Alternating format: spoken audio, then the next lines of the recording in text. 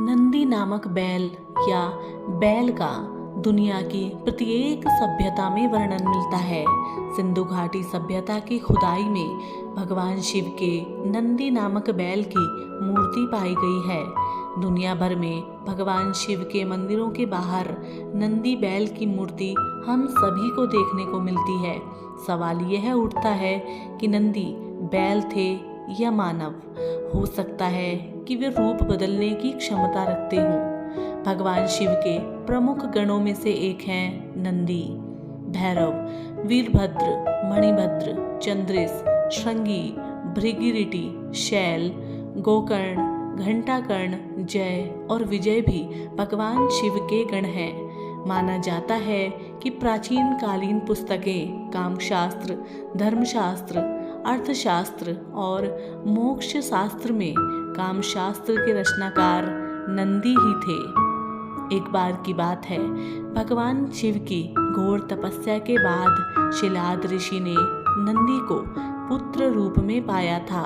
शिलाद ऋषि ने अपने पुत्र नंदी को संपूर्ण वेदों का ज्ञान प्रदान किया। एक दिन शिलाद ऋषि के आश्रम में मित्र और वरुण नाम के 2 दिव्य ऋषि पधारे। नंदी ने अपने पिता की आज्ञा से उन ऋषियों की कैसे सेवा की। जब ऋषि जाने लगे तो उन्होंने शिलाद ऋषि को लंबी उम्र और खुशहाल जीवन का आशीर्वाद दिया, लेकिन नंदी को नहीं। तब शिलाद ऋषि ने उनसे पूछा कि उन्होंने नंदी को आशीर्वाद क्यों नहीं दिया। इस पर ऋषियों ने कहा कि नंदी अल्पायु है। यह सुनकर शिलाद ऋषि चिंतित हो गए। पिता की चिंता को नंदी ने जानकर पूछा कि क्या बात है पिताजी। तब पिता ने कहा कि तुम्हारी अल्पायु के बारे में ऋषि कह गए हैं, इसीलिए मैं चिंतित हूँ। यह सुनकर नंदी हंसने लगे और कहा कि आपने मुझे भगवान शिव की कृपा से पाया है, तो मेरी उम्र की रक्षा भी वही करेंगे। आप नाहक चिंता क्यों करते हो। इतना कहते ही नंदी भुवन नदी के किनारे भगवान शिव की तपस्या करने चले गए। कठोर तप के बाद भगवान शिव प्रकट हुए और कहा, वरदान मांगो वत्स। तब नंदी ने कहा कि मैं उम्र भर आपके सानिध्य में रहना चाहता हूँ। नंदी के समर्पण से प्रसन्न होकर भगवान शिव ने नंदी को पहले अपने गले लगाया और उन्हें बैल का चेहरा देकर अपने वाहन, अपना दोस्त और अपने गणों में सर्वोच्चतम रूप में स्वीकार कर लिया। सुमेरियन, बेबीलोनिया, असीरिया और सिंधु घाटी की खुदाई में भी बैल की मूर्ति पाई गई है। इससे प्राचीन काल से ही बैल को महत्व दिया जाता रहा है।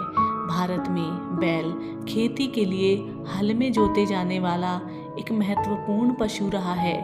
बैल को महिष भी कहते हैं, जिसके चलते भगवान शंकर का नाम महेश भी है। जिस तरह गायों में कामधेनु सर्वश्रेष्ठ है, उसी तरह बैलों में नंदी श्रेष्ठ है।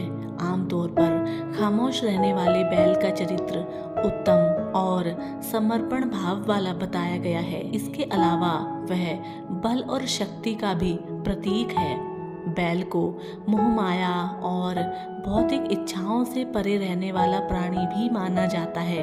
यह सीधा साधा प्राणी जब क्रोधित होता है तो सिंह से भी भिड़ लेता है। यही सभी कारण रहे हैं जिसके कारण भगवान शिव ने बैल को ही अपना वाहन बनाया। शिव जी का चरित्र भी बैल समान ही माना गया है। तो मित्रों, हम उम्मीद करते हैं भगवान शिव के गण नंदी की ये पौराणिक कथा आपको पसंद आई होगी। यदि आप इसी तरीके की और कहानी देखना चाहते हैं तो आप हमारे चैनल को सब्सक्राइब कीजिए। हम आपसे मिलते हैं कल एक और नई और पौराणिक कहानी के साथ। तब तक के लिए नमस्कार, जय हिंद।